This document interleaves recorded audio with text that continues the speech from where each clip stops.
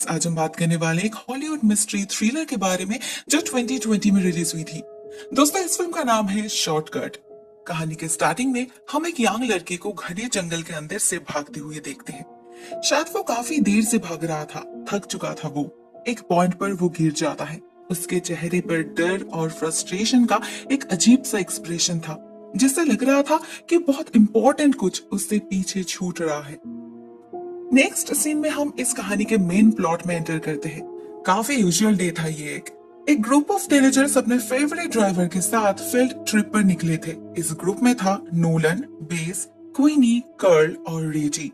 उनके ड्राइवर कम tour guide का नाम है जोसेफ, जो एक काफी हंसमुख बंदा है।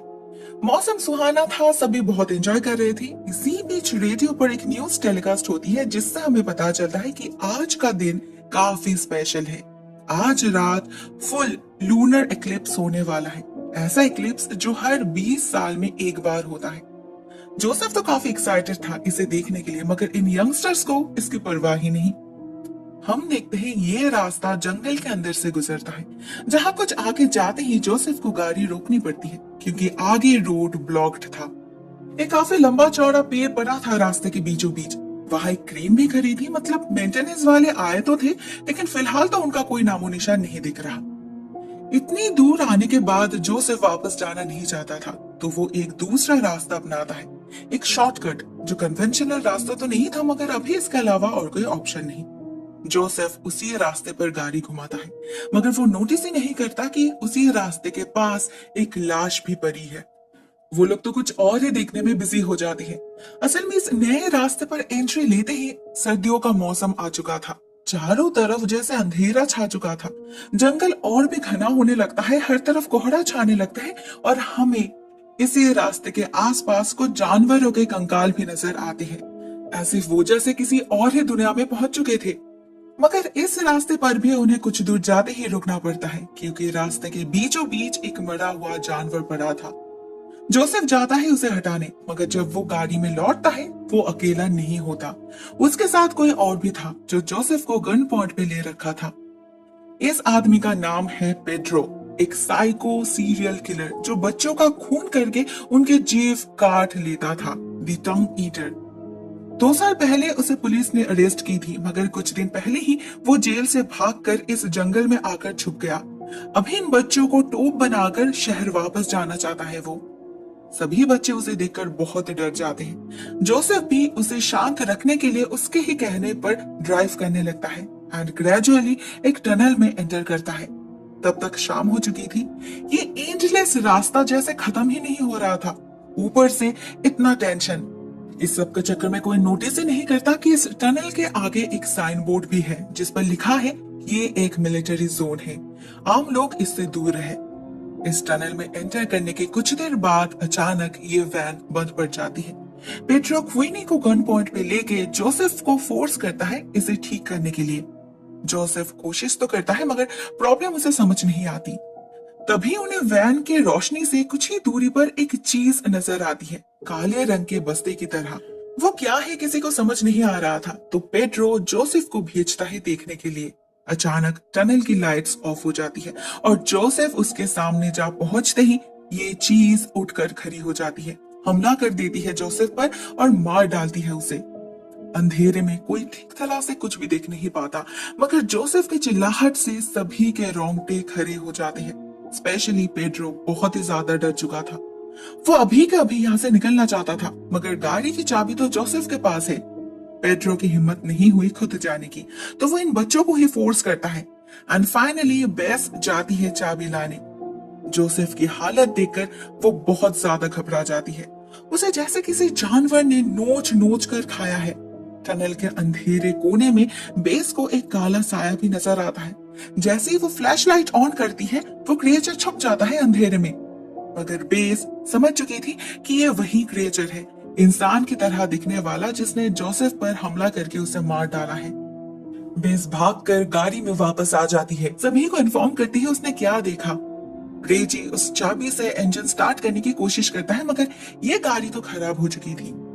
अचानक उन्हें वैन के ऊपर किसी के भारी फुटस्टेप्स सुनाई देते हैं, साथ में स्क्रैचिंग की आवाज भी।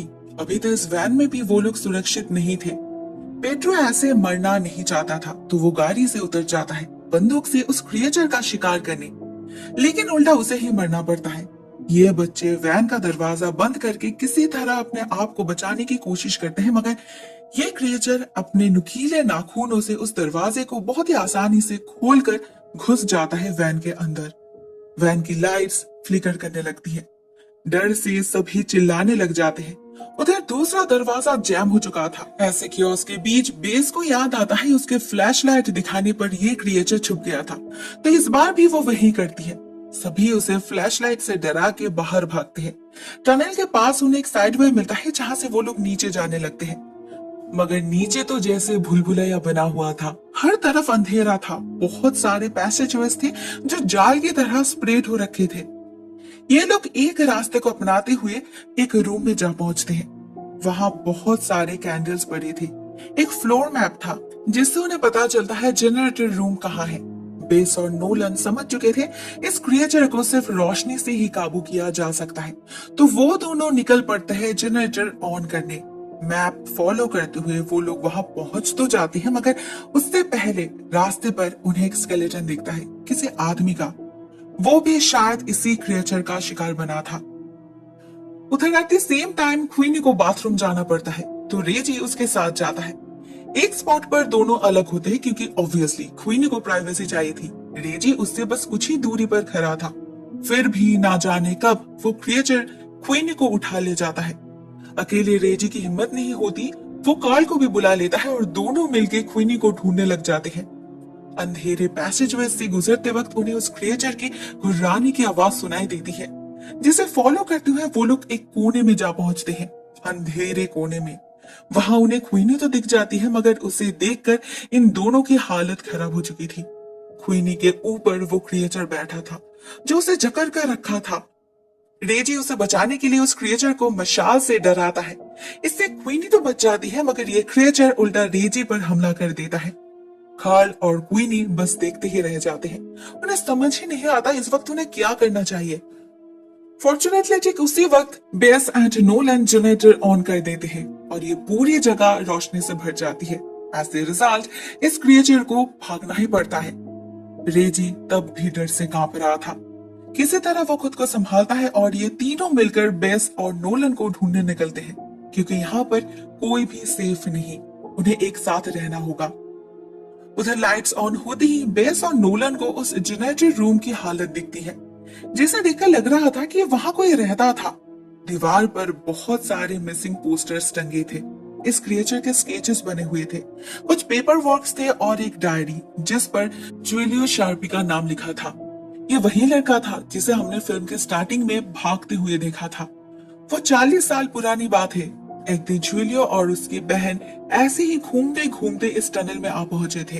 उन्हें एडवेंचर बहुत पसंद था, मगर ज्यूलियो ने कभी सपने में भी नहीं सोचा था कि उसकी बहन की मौत एक ऐसे ही एडवेंचर में होगी, वो भी एक ऐसे क्रिएचर के हाथ।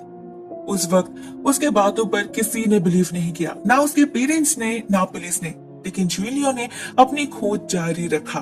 20 साल बाद वो वापस आ गया इस टनल में, इसी को अपना घर बना लिया और इसी क्रिएचर के बारे में सारे क्लूज, उसके वीक पॉइंट्स इकट्ठा करने लगे। उन्हें भी इस क्रिएचर के फोटो सेंसिटिव होने के बारे में पता था, तो उन्होंने एक हाई वोल्टेज मशीन बनाना स्टार्ट किया जिसके रोशनी से वो इस क्रिएचर को काबू कर सकते थे। मगर अनफॉर्चुनेटली उसे पूरा करने से पहले ही उन्हें मरना पड़ा। अभी पूरे 20 साल बाद ये ग्रुप इस भूलभुलैया में फंस चुके हैं। उन्हें इसी डायरी से पता चलता है कि ये क्रिएचर एक पैरासाइट की तरह है जो इंसान और जानवरों के खून से अपने आप को जिंदा रखता है। ऑलरेडी 2 बार हमला हो चुका था। रेजी तो फिर भी ठीक था, मगर क्वीनी के कंधे पर उस क्रिएचर ने काट लिया था। घाव बहुत गहरा हो चुका था, ब्लीडिंग भी नॉन स्टॉप हो रही थी और इन्फेक्शन फैलने का डर भी था। पहले इन 5 का इंटेंशन था यहाँ से बाहर निकलने का, लेकिन अभी इस डायरी को पढ़ने के बाद उन्हें फील होता है कि उन्हें ज्यूलियो का अधूरा काम पूरा करना चाहिए, नहीं तो ये क्रिएचर एक दिन पूरे शहर को ही खा जाएगा। वैसे भी उस क्रिएचर के जिंदा रहते वो यहाँ से भाग तो नहीं पाएंगे। क्वीनी बहुत वीक पड़ चुकी थी, वो ज्यादा भाग नहीं पाएगी। तो ये लोग एक प्लान बनाते हैं। वो लोग उस मशीन को ढूंढ निकालते हैं और ज्यूलियो के डायरी को फॉलो करके उस मशीन के बाकी के कनेक्शंस को जोड़ देते हैं। अब ये मशीन एब्सोल्युटली फंक्शनल बन चुका था। तो नोलन फिर से एक बार जनरेटर ऑफ कर देता है। रेडियो की आवाज और क्वीनी के खून से उस क्रिएचर को ललचाता है बाहर निकलने के लिए। प्लान था उस क्रिएचर के मशीन के सामने आते ही बेस जनरेटर ऑन कर देगी। रोशनी से ये क्रिएचर वल्नरेबल हो जाएगा और ठीक तभी ये लोग उसे जलाकर मार डालेंगे। सभी इसी प्लान के अकॉर्डिंग प्रिपरेशन लेते हैं। वो क्रिएचर बाहर आ भी जाता है मगर जनरेटर का हैंडल इतना टाइट था कि बेस ठीक समय उसे उठा नहीं पाती। रेजी उस क्रिएचर के बिल्कुल सामने था। उसके सांसों की आहट सुनाई दे रही थी उस क्रिएचर को। तो उसे बचाने के लिए नोलन आवाज करके इस क्रिएचर का अटेंशन अपने तरफ खींच लेता है। बाद में बेस भी सेम आवाज करती है नोलन को बचाने के लिए। लेकिन अब क्या? बेस और क्वीनी तो बिल्कुल कॉर्नर्ड हो चुके थे। इस पॉइंट पर बाकी लड़के बहुत चालाकी से काम लेते हैं। फिर से एक बार इस क्रिएचर को खून के स्मेल से ललचाकर उस लाइट मशीन के पास ले जाया जाता है और नोलन अपनी पूरी ताकत से हैंडल को खींचता है। इमीडिएटली हाई वोल्टेज रोशनी से पूरा कमरा भर जाता है और इस बार इस क्रिएचर की हालत खराब हो जाती है। तीनों लड़के मिलकर उस पर हमला कर देते हैं और दो लड़कियां मैप फॉलो करते हुए बाहर की तरफ भागते हैं। बाहर तब तक सुबह हो चुकी थी। दिन के उजाले में वो क्रिएचर उनका कुछ नहीं कर सकता। उन्हें लगा शायद वो लोग बच गए, मगर ठीक तभी उन्हें गलत साबित करते हुए वो क्रिएचर उनके पीछे आ पहुंचता है। बेस और क्वीनी डर जाते हैं, लेकिन असल में ये उनके प्लान का ही एक हिस्सा था। हम टनल के अंधेरे में से तीनों लड़कों को हाथ में मशाल लिए इसी तरफ आते हुए देखते हैं। सामने सूरज की रोशनी और पीछे आग। ये क्रिएचर तो जाल में फंस चुका था, जिसका फायदा लेकर ये तीनों इस क्रिएचर पर आग लगा देते हैं। उसी आग में जलकर वहीं उनके सामने ये क्रिएचर राख बन जाता है। फाइनली ये पांचों उस टनल से निकल पाते हैं सेफली। क्वीनी की ट्रीटमेंट की जाती है। वो लोग पुलिस को भी इन्फॉर्म करते हैं, बट अगेन उन पर कोई यकीन नहीं करता। नेक्स्ट डे एक ऑफिसर आते तो हुए चेक करने, लेकिन उन्हें यकीन था उन्हें वहां कुछ नहीं मिलेगा। मगर टनल में एंटर करते ही उन्हें किसी जानवर के घुर्राने की आवाज सुनाई देती है। अचानक उनका टॉर्च खराब हो जाता है और हमें उनके पीछे अंधेरे में वही क्रिएचर नजर आता है। इसके बाद उस ऑफिसर के साथ क्या हुआ ये तो हमें फिल्म में दिखाई नहीं देता, सिर्फ अंधेरे में उनकी चीखें ही सुनाई देती है। मतलब शायद उन्हें भी इसी क्रिएचर का शिकार होना पड़ा। The end. दोस्तों अब सवाल ये है कि क्या है ये क्रिएचर, और वो तो मर चुका था तो फिर से जिंदा कैसे हो गया? दोस्तों इस पर दो थ्योरीज है। फर्स्टली मुझे लगता है ये क्रिएचर वेयरवुल्फ जैसा कुछ है, जो सिर्फ लूनर एक्लिप्स के दिन ही जागता है, वो भी हर 20 साल में। क्योंकि जूलियो के डायरी में हमें उनके समय यानी कि 1947 में यहाँ पर किसी बिग वुल्फ का रूमर जानने मिलता है। मे बी वो खुद को हील कर सकता है, इसीलिए इमॉर्टल है। या फिर according to my second theory ये किसी मिलिट्री एक्सपेरिमेंट का नतीजा भी हो सकता है, इसीलिए वो साइन बोर्ड लगा के सिविलियंस को इससे दूर रखा जा रहा था। जब यहाँ से लोग गायब होने लगे तो इस टनल को अबांडन कर दिया गया, लेकिन इससे उस क्रिएचर को रोका नहीं गया। हमें उस क्रेन के पास जो लाश दिखी थी वो शायद उस मेंटेनेंस वाले की ही थी, और हो सकता है ऐसे क्रिएचर एक नहीं बल्कि और भी कई सारे हैं। और एक बात यह है कि हमें इन क्रिएचर के शरीर पर काले रंग के कपड़े दिखे थे, बिल्कुल जैसे इंसान पहनते हैं। तो हो सकता है कि शायद ये एक्सपेरिमेंट्स ह्यूमन पर ही की गई थी। Just a guess. दोस्तों आज के लिए बस इतना ही। Thank you so much for watching this video. बहुत जल्द मिलते हैं एक और नए वीडियो के साथ। तब तक के लिए टेक केयर, टाटा।